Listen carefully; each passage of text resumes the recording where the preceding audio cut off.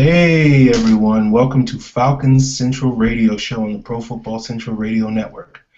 I'm Aaron Freeman. I'm joined by my good friend Scott Karasik.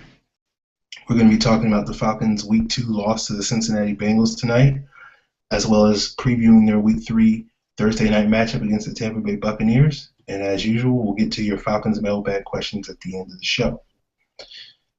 All right, Scott. Tough week, tough loss for the Falcons this week. Not a whole lot of positives to take away from that Cincinnati Bengals game. But what were some of the reasons why you think the Falcons lost on Sunday? Let's see. They couldn't rush the passer. They couldn't stop the run. I mean, I could continue, but they couldn't run the... Well, they could run the ball okay, but they didn't commit. And they kind of threw 3 picks, and there's just a lot of issues there. A lot of frustration there. Yeah, man, that's in a nutshell. Pretty much nothing went right for the Falcons. That being said, were there any good players on Sunday? Anybody on offense that looked decent, at least, in your eyes? On the offense, yeah. On the defense, not really. I think Lamar Holmes, for what he did, for who he was facing, held up okay. He didn't have a great game, but he didn't have an awful game either. I thought Trufant did well. I thought Babineau did well. I thought Soliai did well. I think the defense is stupid the way it's being run right now, though. And then on offense, I think Joe Hawley, he did all right. Karimi surprisingly did well, but they were always giving him help. And then Matt Ryan did awful. I mean, that was one of the worst games I've seen Matt Ryan have in a long time. Okay. Yeah, I thought the interior offensive line, relatively speaking, held up pretty well. I thought Hawley was one of the better players there. It seemed like the offensive line really struggled with stunts. Big part of that is because of the tackles, having new tackles in there and not exactly communicating. But I think even that said, the guards still did a pretty good job. Geno Atkins was pretty quiet. Defensively, pretty much the same guys I thought that you said played pretty well. It's basically who was okay in a really bad game, I guess. I can't say any other word without being vulgar, but it was tough. I thought Lamar Holmes struggled live, but rewatching the game, he was okay. But then again, expectations, at least as far as Holmes goes, are so low now. It's like, okay, what's okay for him is probably bad for anybody else, and I think, And that's where I disagree, because I thought he had a good game for who he was going against. No matter who it was that went up against Gerald McCoy, if they did what he did in that game, they'd probably be like, oh, he had a decent game. Because he allowed 1 hit all day to Gerald McCoy. He allowed 4 pressures on top of that. There's only so much he can do when he's got no help, because it's all being diverted over to Gabe Karimi against a guy who you definitely need help with.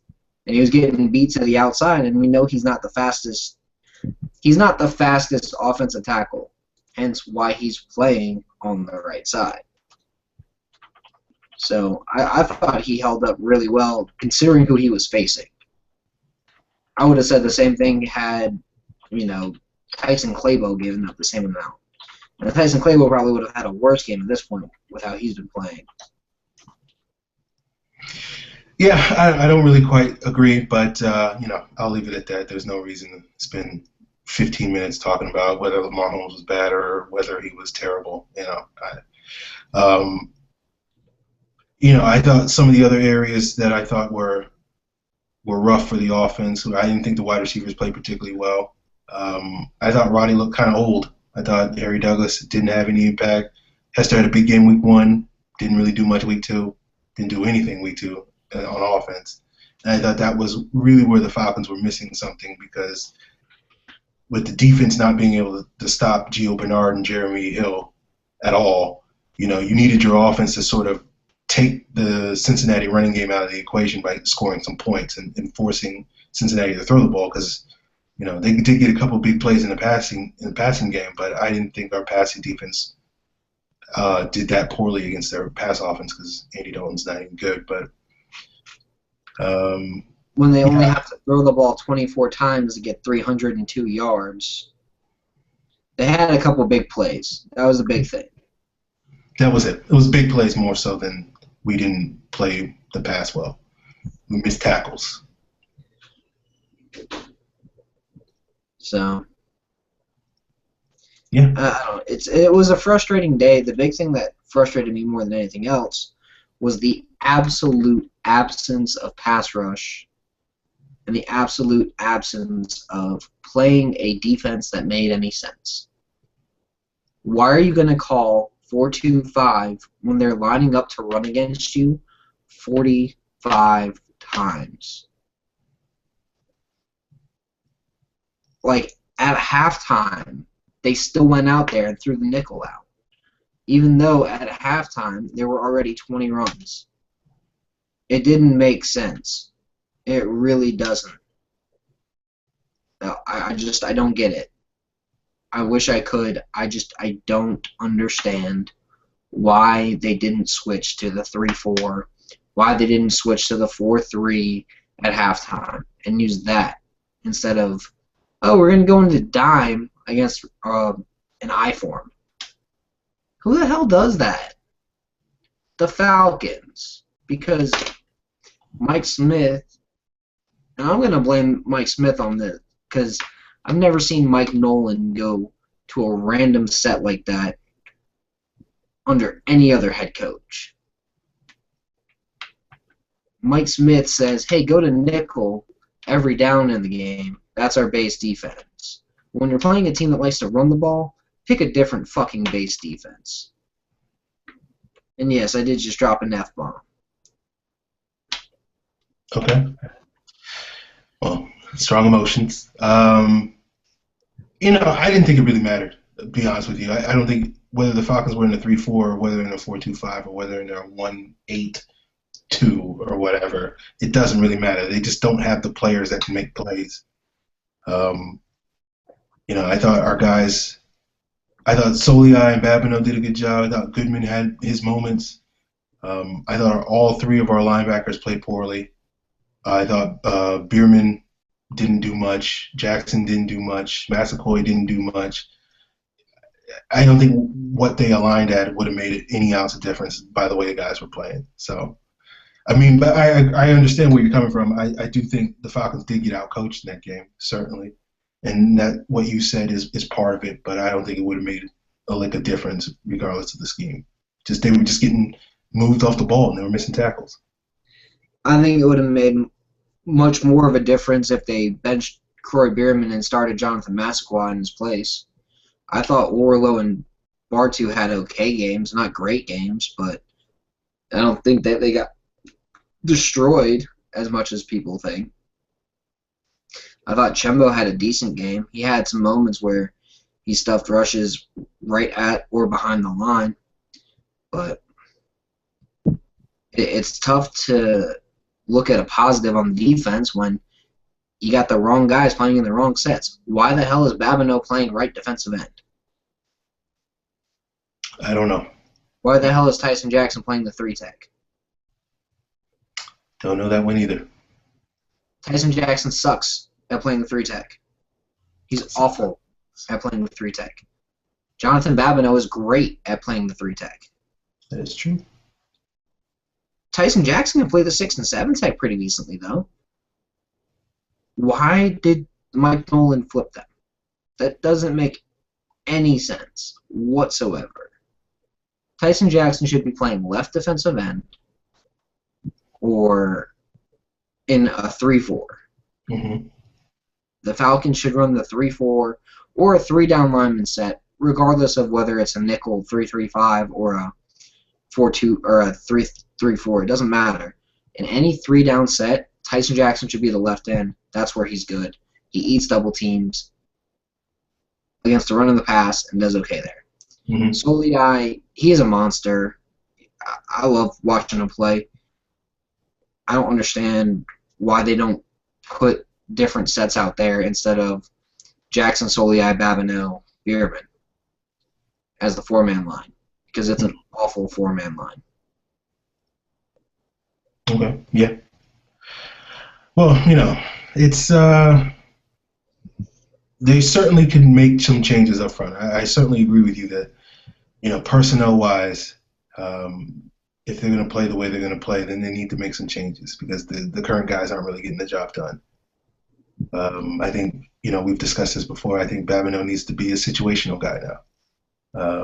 I think Goodman needs to be getting those reps at the defensive end. When they go to a four-man front and they want to put Babineau at defensive end, that's a good opportunity to put Goodman in the game or Hageman in the game in that exact same role. Obviously, Babineau's the best three technique we have, so if you want to put him inside, then he's the best guy for that job. But I agree with you for the most part. I mean, it's just frustrating to watch.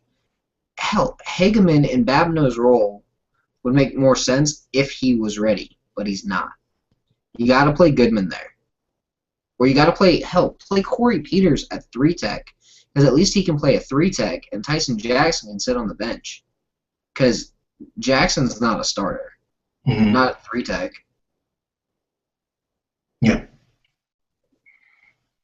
Yeah, I mean, it's one of those situations where you after week one, the Falcons, most things, obviously the pass rush was a big issue week one. It's still a big issue week two, but it seemed like for the most part, the issues with the run defense was because, we were focusing so much on Jimmy Graham and Brandon Cooks and Marcus Colston that we just basically let the Saints run on us. But then against the Bengals, AJ Green goes down after, 8 plays or whatever it was? Yeah. And all they're going to do is run the ball. Andy Dalton's not playing well at all, and so you basically have no excuse for getting beat like the Falcons did on Sunday against the Bengals, and they did. And it's hard to imagine that you can basically trot out the same exact thing you did last week against the Buccaneers coming up this week, who are going to try to run the ball. And guys got to win. And I don't know if the current group of guys can do that right now. So I think there's a lot of reason for why you want changes from a coaching standpoint and from a personnel standpoint. I'd like to see them actually use Jonathan Massaquoi as a pass rusher, because I feel like you can't judge the personnel if you haven't actually seen the personnel play. Mm-hmm. I'd like to see them use Stanley Mapanga as the pass rusher. They should have Massaquoi play in Bierman's role, because he can cover better than Bierman can. Mm-hmm. They should have Mapanga play in OC's role right now. At least have him do something. They should, or actually, Mapanga should take over Massaquoi's role, because Massaquoi's playing more snaps than OC is. Leave OC where he's at and put Bierman in Mapanga's role. Play him 21 snaps the next 2 games. Okay. Not each, total. Okay. Bierman is he's the weakest link on the defense. And he tackles his own players more than he tackles opposing players. Yeah, that's true. He's useless. He should be cut or benched or both. I don't care what the order is. Okay. Just absolutely useless. I'm not as harsh on Bierman as you are. I do agree with your basic sentiment that he doesn't need to be playing nearly as much as he has. I think, where I would differ from you, I'd probably put Mapanga in his role. I thought Mapanga, for what little snaps he played on Sunday, I thought he played very well on Sunday. He was physical. He's mixing up with Jermaine Gresham the whole game. And if you can go toe-to-toe with Jermaine Gresham, that's a pretty good player.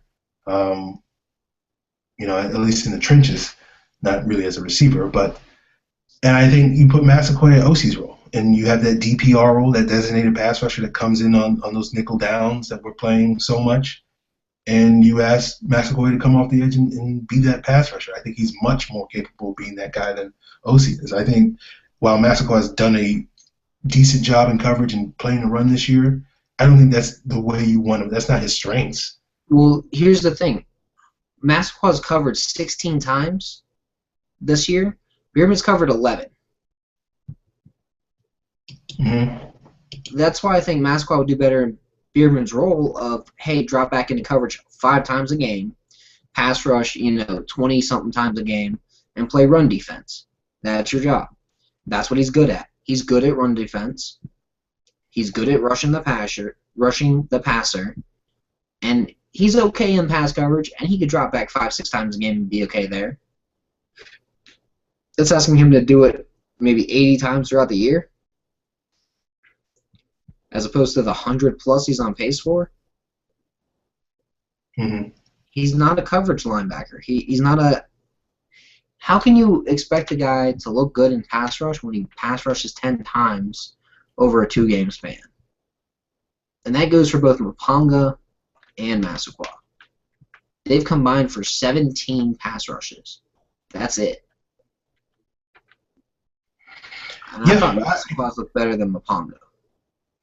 I agree. That's why I think, OC's role is the ideal run, because OC's played 54 snaps, 14 run defense, 40 pass rush, 0 coverage snaps. I think Massaquoi is our best pass rusher. Why he should be playing, that should be what his ratio is. Like, if he rushes a quarterback 40 times as much as he does cover, I think it's perfect for him. Well, the thing is, Massaquoi can still drop back into coverage a couple downs. He can. And still drop back in those short zones and look better at him than Bierman does. That's why I was saying give him Bierman's role. Mm-hmm. Have Bierman sit on the bench. Because he's useless. He should play 10 snaps at most per game. At most. Okay. Just not a fan of his right now. That's understandable. He's tentative. He's not showing any instincts. When he does mix it up with defensive or with offensive linemen, he gets destroyed. It's pointless. And I'm not very happy with your boy Dwight Lowery either. Probably the worst coverage player on the team. Okay. But I know he's your boy. All right. I think he's had regular, Jimmy Graham wasn't no pushover. And I think, Sanz and Bakker basically had free reign in the middle of the field. You're basically covering 40 yards of field. It's pretty easy for a wide receiver to beat you. But I can't sit here and say that he's played great. I thought he's been inadequate. He's probably the weakest link in the starting secondary, but that's not a shock.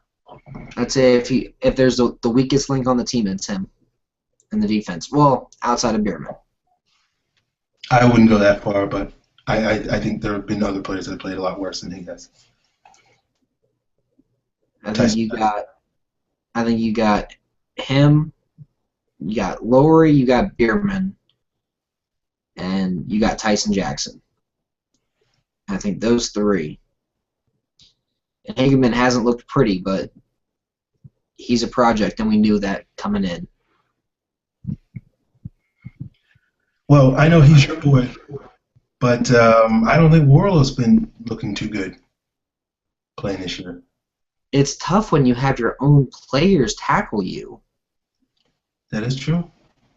Bierman did have it was a really good tackle on Bierman's part, though, when he tackled Warlow, though. It was a great tackle. He just tackled Warlow.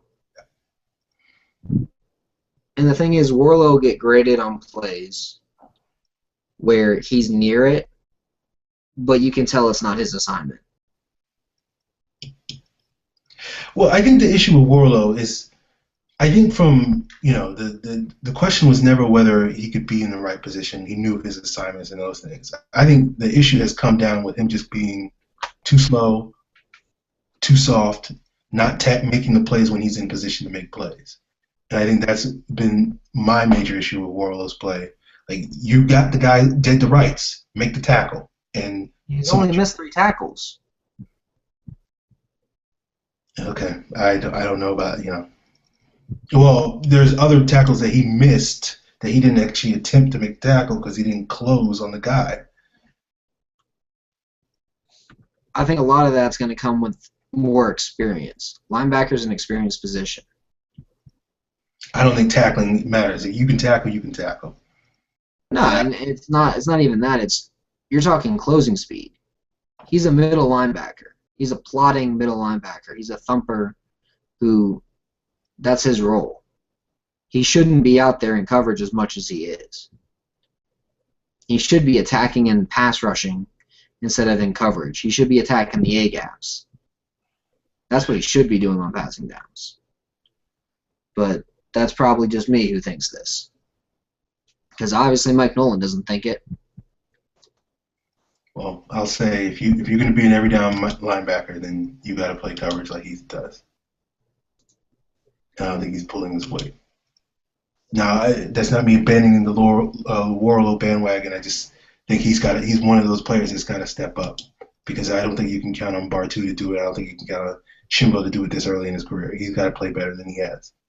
Now, that I'll agree with. I will say not many players out there have to cover, or not many running backs out there, I should say, are Gio Bernard. That's true. And he had a lot of trouble with Gio Bernard. I can think of maybe two guys I would say are shiftier. And one of them plays for the Eagles now, thank God. Yeah, he was in my head. And the other one plays for the Eagles now. Thank God. Yeah, he's also on that list too. Shady and Sproles. Yeah. And maybe Jamal Charles if he's ever healthy. It's a fair point. That's a valid point. But, That's it. Like, that's Gio Bernard, Shady, Sproles, and then Jamal Charles is in there somewhere. And maybe the Duggernaut. But, again, he has to be healthy, too. Well, speaking of the Duggernaut, he's going to have to cover him this week. So, yeah, I'm not as worried. Okay. Yeah, I mean, it helps that he's injured. The Bucks are so torn up right now. I mean, their defense is missing like 6 different guys.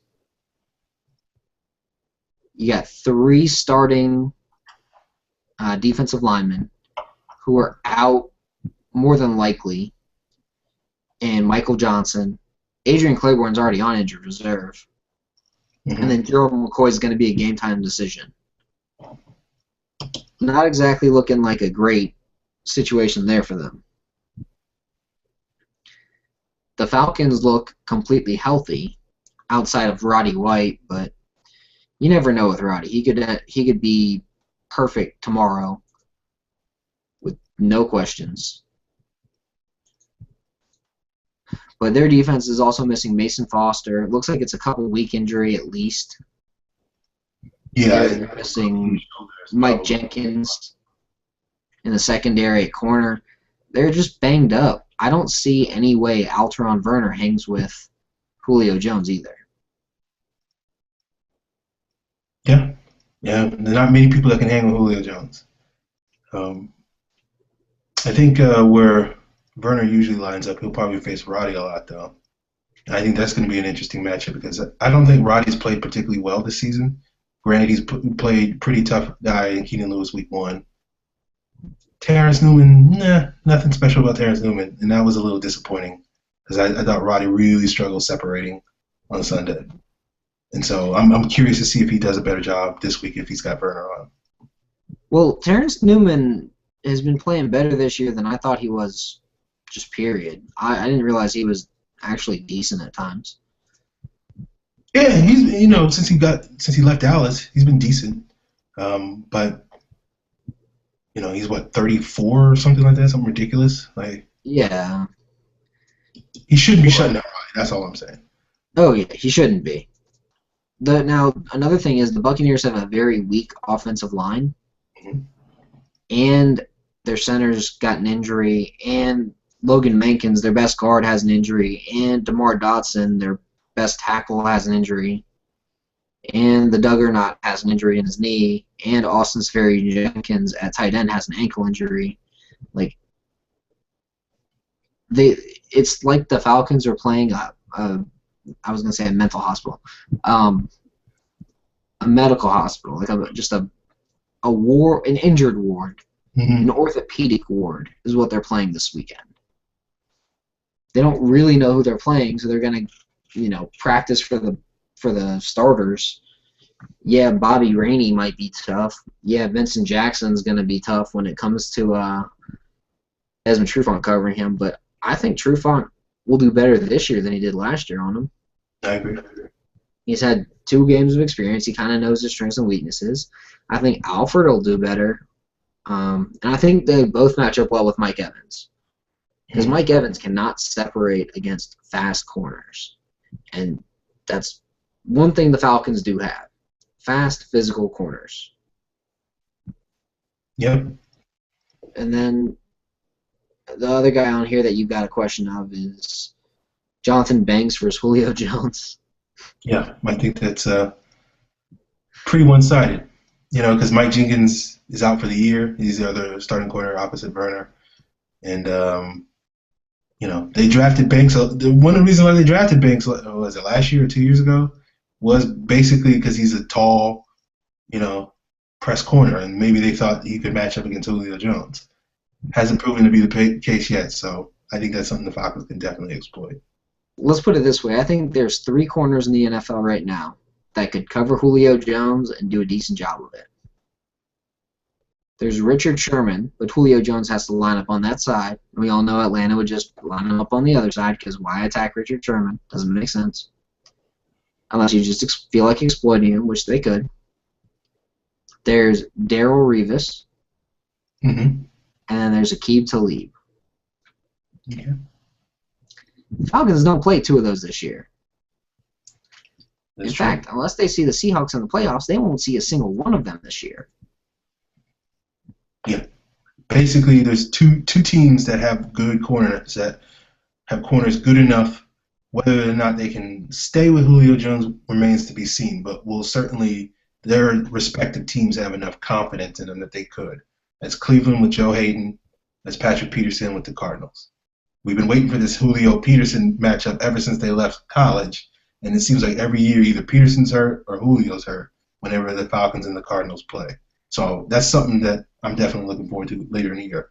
Crossing my fingers that Julio makes it to that point. Oh, yeah. And then Keenan Lewis in New Orleans wasn't even a match. Yeah, you could say he matched up well and he limited Julio, but Julio still had 7 catches for 116 yards. Yeah. And That's Lewis not was limiting anything. Yeah, Lewis was covering Roddy most of that game. Yeah, he really was. And then Julio. Cincinnati couldn't cover him with Pac-Man. Yeah. Although I did think Pac-Man coming out of college was going to be a lot better than he is. Well, I think Pac-Man's done a pretty good job for himself in Cincinnati as a nickel corner. Now, I don't know if he's an outside corner, which they did on Sunday, but I thought he was decent. All I know is I can't wait for the Steelers game because I don't think my boy Cortez can hang with Julio or Roddy. Yeah. Love Cortez Allen, but he's going to get destroyed. That's my boy, but he's going to get destroyed. Yeah. So, Scott, any other points on this Buccaneers matchup? Any other things you like, you don't like? I don't like how it's a Thursday game. Okay. Because you see sloppy, unprepared football. You see a team that just had a loss that, yeah, they lost 24-10, but that could have just as easily been 45-10. Very, very easily been 45-10. The way that it felt like they were getting beat 45-10. I agree.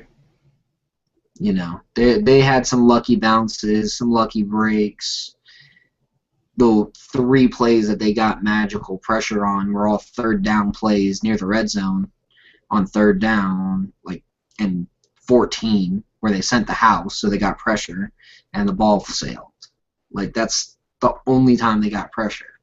And yeah, it's great that that's what happened, but why weren't you sending it on third down and 10 back at the 40 instead of third down and 10 inside the 20?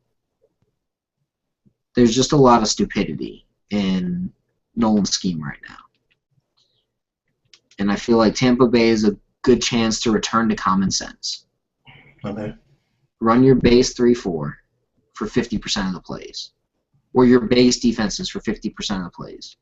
Run your nickel for the other 50%. And don't run the same nickel look every single play.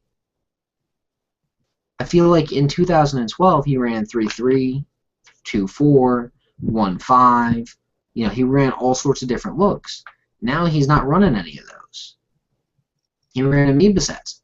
Not running any of those either. Mm-hmm. And maybe he felt that he had to show respect to Dalton and Breeze, but I don't want to see the defense that's been out there the last 2 games ever again. I want to see the defense that I thought we were going to get this year. Not the, the one that's the worst in the league right now, but the one that I thought could have been, 15, 16 in rankings. The one that I thought was going to be pretty decent in scoring defense. The one that's going to cause turnovers and get some sacks. The one where Jonathan Massaquoi actually looks like a pass rusher because he's actually rushing the passer. The one where Corey Bierman's sitting on the bench because he's useless. That defense. The one where the 3-man defensive line in the 3-3-5 is Hageman and, Goodman and friggin' Jonathan Babineau, and it's, hey, go get the quarterback. When you run out the 4-man line on the base set, you got Hageman at left end, and at right end you got Massaquoi, and it looks a lot like that's Seattle defense. You got Soliai and Peters in there. Mm-hmm. I just want to see a defense that actually looks like someone went through, found the player's strengths, and designed it to that. Not one where it's, let's just throw random players different places and hope that everything sticks. Because that's what it feels like right now. Mm-hmm. Yeah, Jonathan Babineau, a right defensive end. That makes sense.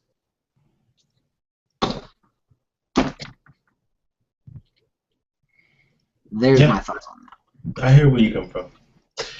Yeah, this is an interesting game with the Bucks, and I agree with everything you just said, Scott. Falcons are a short week. They're at home. As you talked about earlier, the Bucks team is beat up. And right now, if the Falcons can't beat a beat-up 0-2 Bucks team in the Georgia Dome, then this is going to be a long season. This is, there's always going to be games, and whether this is an ugly win or a good win, I certainly think the Falcons will play better this week than they did last week. I hope it's 45-0. And I think it's a possibility it could be that. I really do. I think they have the capacity to match up pretty well with the Bucks, but they certainly got to get 10 sacks to make up for the crappy pass rush from the first 2 games, just to be like, hey, we actually can pass rush. We just weren't showing any of our looks because it was the first 2 games of the season, and we got to respect these guys' mobility. I hope that's what it was. I doubt that's what it was, but I hope that's what it was. All right. Hope springs eternal, yeah. I also hope with Jake Matthews back that Julio Jones can put up 250 yards and 3 touchdowns. That I hope. Because no one on the Bucs can match up with him. And Deshaun Golston is a horrible safety. That's who you attack. When Julio had his best game ever, when was it? It's an easy answer. Well, tell me, because I'm thinking of the NFC Championship game against the 49ers. That's exactly what I'm thinking. Okay. He was going against Deshaun Golston. He had 182 yards, on 11 carries and 11 catches and 2 touchdowns, going against Carlos Rogers and Deshaun Golson. I don't even think Jonathan Banks is as good as Carlos Rogers. That's probably fair. And Golson's gotten slower. Yep. He should have a field day this week. And Matt Ryan's got an offensive line that can pass protect for the most part. Matthews is back. I mean, they didn't do great this past week, but it's not like they got absolutely destroyed either. They allowed literally the same amount of hurries and hits as last week. Okay. Thought the official stats. 13 to 15. But if you do the math on it, it's about the same per snap, snaps per hit. It's about the same snaps per hit from game to game, or snaps per pressure from game to game. It was just Ryan was getting hit because Carlos Dunlap doesn't play games. Yeah, you can ask Lamar Holmes about that. You can also ask Levine Toilolo about that because he was the one also giving up a lot of pressure. He was. Because they were having Holmes block in instead of out. That's another reason why I was like, people are blaming Lamar Holmes for a failed block here, but it was really Toilolo who was, he was the actual one blocking Dunlap or tasked with blocking Dunlap, and that's why it failed, is because it was a tight end on a defensive end. I hate to say it, unless you're running the ball, it's probably a bad idea. That is true. Yeah, there was a couple of times where Toilolo was locked up, but it was mostly Lamar Holmes. I thought. But yeah, I mean, I think getting Matthews back is a big thing. I honestly, if Matthews plays, my expectation is that Holmes won't start, and I think that's the right decision because I think Karimi's better at this point. See, I don't know about that. I like Gabe Karimi. I'm a big fan of the Bear Jew, but I just don't think that he's the best player they could put out there. I think Lamar Holmes is the best player they could put out there. Okay. But if Mike Tice wants to put Karimi out, whatever. On my call. I just think at right tackle, Lamar Holmes is a better player. I think at left tackle, Gabe Karimi is a better player. And I think you have to make that distinction. I think Karimi's more comfortable at left tackle than Lamar Holmes ever was. I also think Justin Blaylock's starting to fall off a little bit. I think Blaylock's about the same as he always is. I don't think he's great. I think he's good enough, but I think that's always what he's been. And in recent years when nobody else was good, it looked a lot better. And now that we have other good players like Hawley's playing better, Asamoah's playing better, Matthews has upgraded his spots. Now Blaylock goes back to being, he's okay. Yeah, well, that and Holmes is playing better than the True Blood Trader, the combination that was there last year. Oh, that's not saying much. That's not saying much, but Holmes this year compared to last year is already much improved. That's true. Instead of 1 sack, 4 hits, or instead of 1 sack, 3 hits, and 8 hurries, he's allowed 1 hit and 6 pressures. That's it. So he's improved as a pass blocker. He's improved as a run blocker. He looks competent in a lot of ways. Does he look great? No. He does not look great. He looks competent. Okay. Yeah, I mean, we can sit here and argue until we're blue in the face about exactly what Lamar Holmes is. You obviously have a higher opinion of him than I do. I don't have the world's lowest opinion of him, but it's one of those things where I'm getting tired of him even being a conversation point. Like, he needs to just play better, and we won't talk about him anymore. But you want to get into these mailbag questions before we're done? We We got plenty. probably should. We got about 20 minutes. We got about 20 questions, so. All right. First question from I'm sure someone who's first time asking this question, Panthers Drafter on Twitter. How long is Matthews out? He's For the not out. next 5 minutes while he takes his nap. He will be playing on Thursday. He's already back full participation in practice. I have a feeling it wasn't really a high ankle sprain or a low ankle sprain. It was like a strain, very low grade tear, because all sprains are tears and all strains are tears. Very low grade tear, like grade 1 tear. And he'll be back out there probably with some rest and some ice on Thursday afternoon. Or Thursday night, I should say.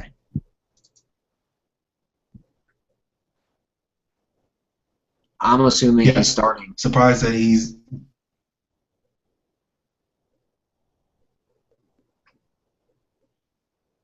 it's a good move.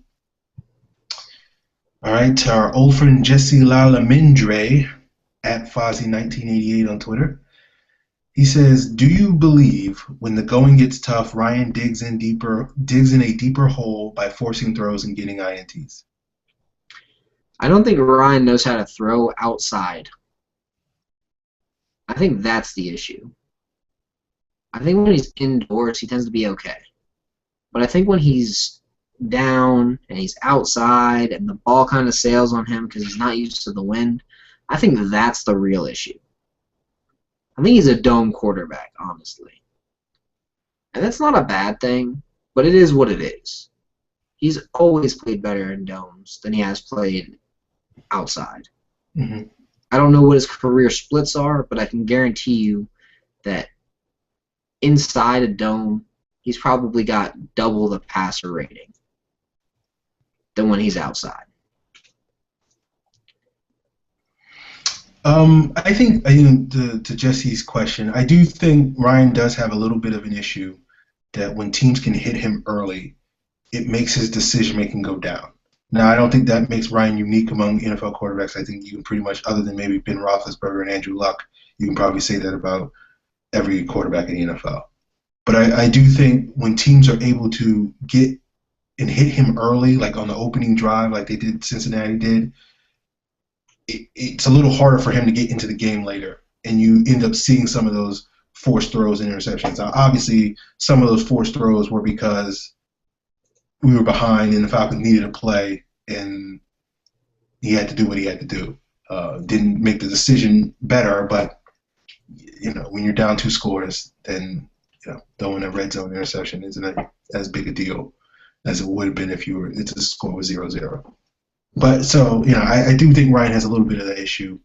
I recall Jake Delhomme having that issue. And when we beat the Panthers, it was usually because John Abraham hit him in the mouth in the first quarter, and he wasn't good the rest of the game. And I think Ryan can be the same way sometimes. Which is why you spent the number 6 overall pick on Jake Matthews.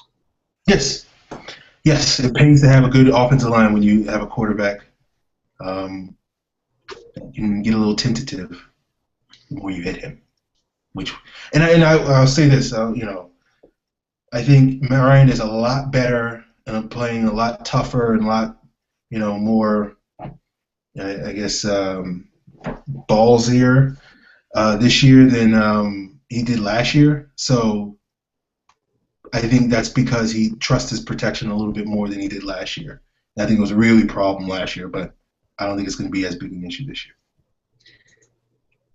I also think that I agree with you. He's taking shots deep that he just was not taking last year. I didn't even think about that, but that's completely true. Because deep, he's already taken, 4, 6, 12 shots and passes over 20 yards. Last year, he took a total of 43. So he's on pace to throw damn near 100 shots downfield, 20-plus yards this year, when he only threw for 43 last. That's double. Yeah, I mean, you got to remember that he threw a lot more passes last year. He had, what, like 700 dropbacks last year? Yeah, he had a So, ridiculous amount of dropbacks. and he's probably not going to get to that. Hopefully, he won't get to that. 703 dropbacks, 651 attempts. Yeah. All right. Next question is from Dustin Smith at DSizzle78. Why can fans see our defense is terrible year in and year out, but the coaching staff is oblivious?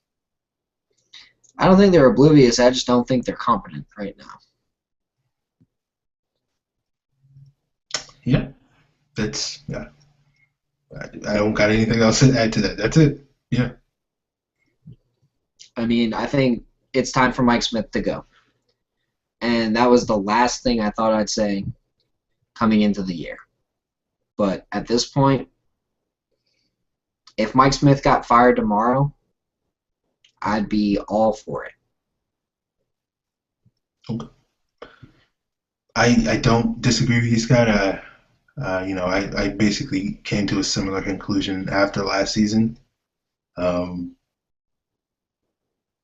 is what it is. I'm not exactly advocating that we fire Mike Smith, but at the same time, if he got fired, it wouldn't phase me none.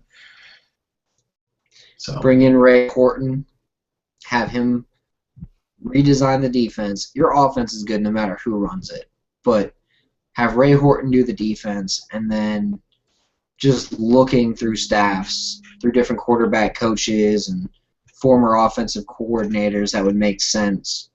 I mean, you could bring in, you bring in George Godsey, who's got experience under Bill O'Brien and under Josh McDaniels. You could bring in Rick Dennison, who's been an offensive coordinator a couple of different places. I'd bring in Juan Castillo as an offensive coordinator. He was an awful defensive coordinator, but I'm sure he'd make a much better offensive coordinator because that's what he does. Or hell, bring in Hugh Jackson as the head coach and someone who's got a good defense, a good defensive mind as the defensive coordinator. Because we all know Hugh Jackson's offense could be ridiculous with the talent Atlanta has. I'd love to see Carnell Lake come in as a Falcons defensive coach, as their defensive coordinator. I mean, you could have Rob Chudzinski from the Colts come in. There's so many good coaches out there. So many good. I'm just going down each staff. Like Denver Broncos, Greg Knapp's the quarterback's coach out there. I think his offense could be better than some of the stuff Cotter's running right now. Okay. Just frustrating, man. Yeah. I don't necessarily disagree with you, but yeah, I think that's pretty bold. Yeah. Dennis Allen's probably going to get fired. You could have him as your defensive coordinator next year. That's true. They got options. I hate to say it, but they're not going to be a great team, or the Oakland Raiders staff isn't going to last very long. That is probably a fair point. Yeah, I think they are the odds-on favorite to get fired first. I also think the Dallas Cowboys staff is probably gone as well. I'm pretty sure Vegas has the odds on Jason Garrett getting fired pretty early too. Yeah. And it really wouldn't shock me with a bad season. Well, actually, none of the NFC South teams really would shock me. But I think the Rams wouldn't shock me. If they completely cleaned house after this year, if they couldn't make it to the playoffs, with all of what they've spent, and a Greg Williams defense, I hate to say it, I'd bring him in. I don't think Jeff Fisher's going to get fired. I think he'll get a pass for Sam Bradford getting hurt this year. He'll get one more shot. All right, next question. Komodo Mojo asks, why do you think we drafted 4 linebackers if we're only going to field 2? Croy excluded since he lines up at defensive end. All right. Prince Shembo sees a lot of playing time. Like what I told Aaron before the season, it wouldn't shock me to see Shembo and Bartu split a lot of time. They're doing exactly that. Mm. Yawan Smallwood is still on the street. Tyler Starr is the 53rd man on the roster. He's the developmental redshirt this year. So that's 3 of the 4 already. And then who is the 4th? Marcus Sproul. He's on injured reserve. So, I mean, you really only have 2 of the guys you drafted. One of them's being used, and the other one's the redshirt. Like, you drafted 4 because you realize you got to use the shotgun effect to find effective players in the NFL. As crazy as it sounds, the best method of drafting is just to have a shit ton of draft picks. You can get 13 draft picks every year. You're going to eventually have a great team. How do you think Seattle did it? Yeah. And then they lucked out on Russell Wilson. I mean, that's really all it is. Really is, yeah. I think the Falcons drafted the 4 linebackers because they thought they were going to be the developmental options to be the 4 starters in their switch to 3-4. Obviously, that changed when they decided to move Shimbo inside, and basically that pretty much pushed Smallwood out the door. And so essentially they drafted 3. We'll see what Sproul has to do in future seasons if he makes any impact at all. So we'll see what Starr has to do. I don't expect him to do much. But I think they drafted 4 linebackers because they needed bodies. And even though the plan was probably never to have all of them play once, and they're day 3 picks, all 4 of them. And most of the time, day 3 guys don't play. And when they do play as rookies, they don't do anything. There aren't that many. Yeah. So it's one of those situations where I think the Falcons drafted looking long-term more, especially with Starr, especially with Shimbo and his position change.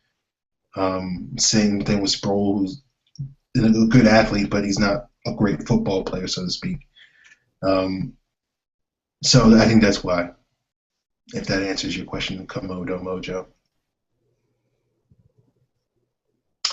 All right, next question. Michael Moreland asks, where do we stack up on our use of nickel? They will think we'll put 7 in the box more often on first and second down. Oi, that's one of the issues I'm having. I'm having with the defense right now is the ridiculous amount of nickel being used. The Falcons have used nickel over 60% of the plays. They should put more in the box on first down. They should put 7 in the box on first down. Whether you drop a safety, whether you put Robert McClain inside, whether you find a guy who can do what I like to call the spur roll, where it's a safety, corner, linebacker hybrid. Basically, someone like DJ Swearinger could play that role. Get someone like that. That's when you do it. Or Devontae Holloman. Had he not had his neck injury, he could have done it. But you get someone like that to play that role, and you're fine. But right now,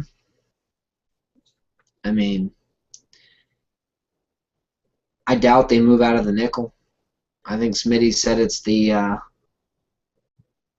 think Smitty's basically said it's the base, which is dumb, but it's what he said. Let him hang himself. Okay. I have a little different opinion. Surprise, surprise. I think you put the best 11 guys out there. I think our best 11 guys are include Robert McClain or him as that 5th defensive back. I think the more of the issue has been less about them playing nickel. I think the issue is the guys that they're putting in the front 6 in this case. Many of those guys aren't the best players. Jackson, we talked about that. Jackson, Bierman, etc. OC.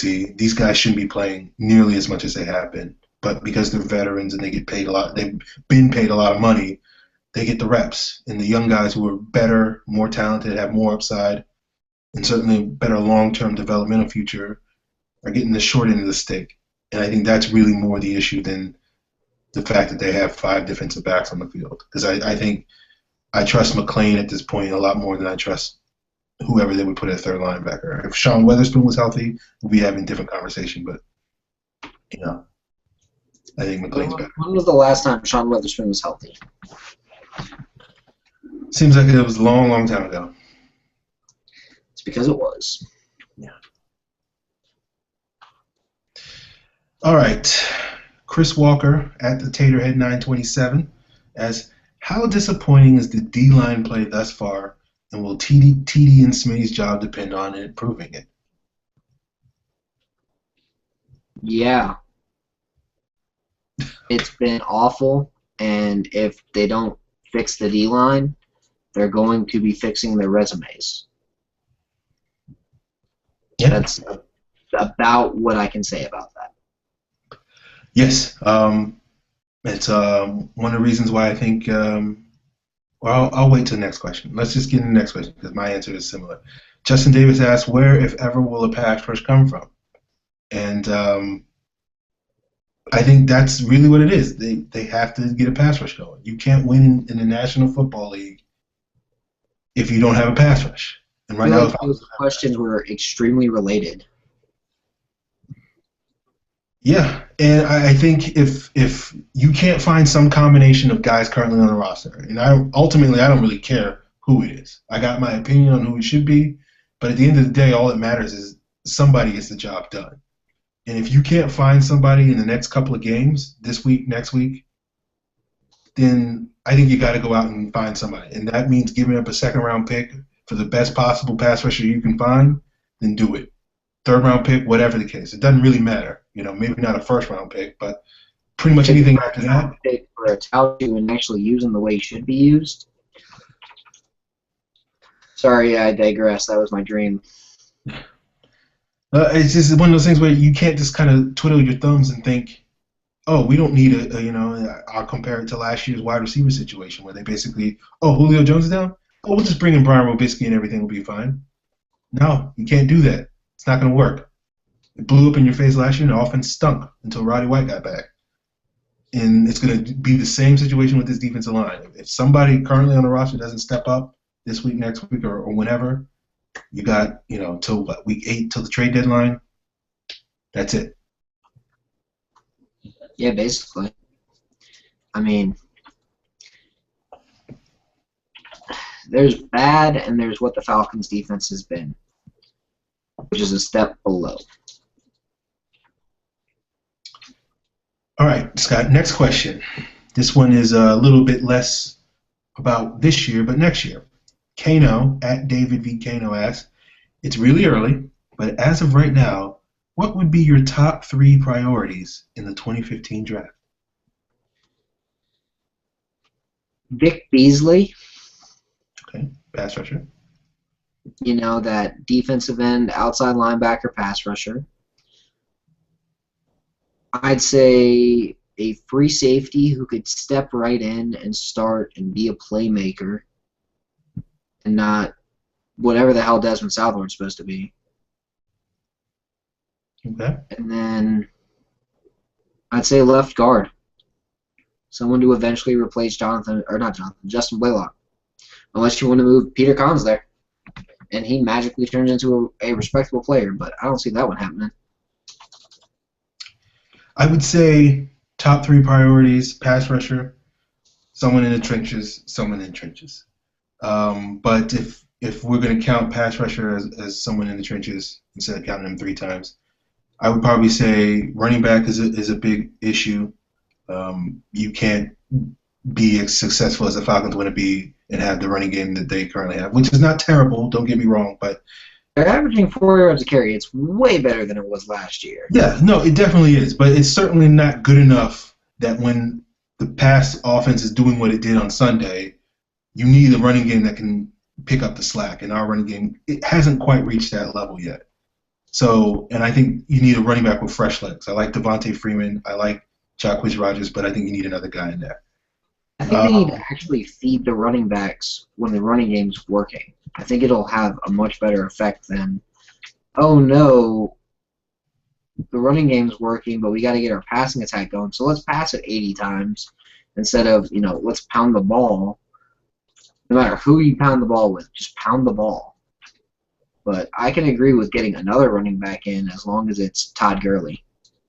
Okay. I had a feeling that Todd Gurley's name was going to come up at some point.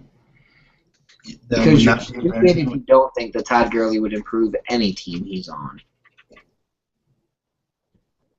Yeah, it's he is the ideal running back at this point if you're looking at somebody. So, and the third priority, I think you got to get someone at inside linebacker, someone that is actually a monster. Someone that that isn't Weatherspoon. When Weatherspoon's playing his best, he can be that guy, but he's not healthy. Who knows if he's going to get re-signed after this year?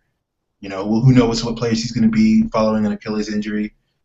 As I shared earlier on the show, I'm not really that optimistic that Warlow's going to be that guy at this point until he starts playing better.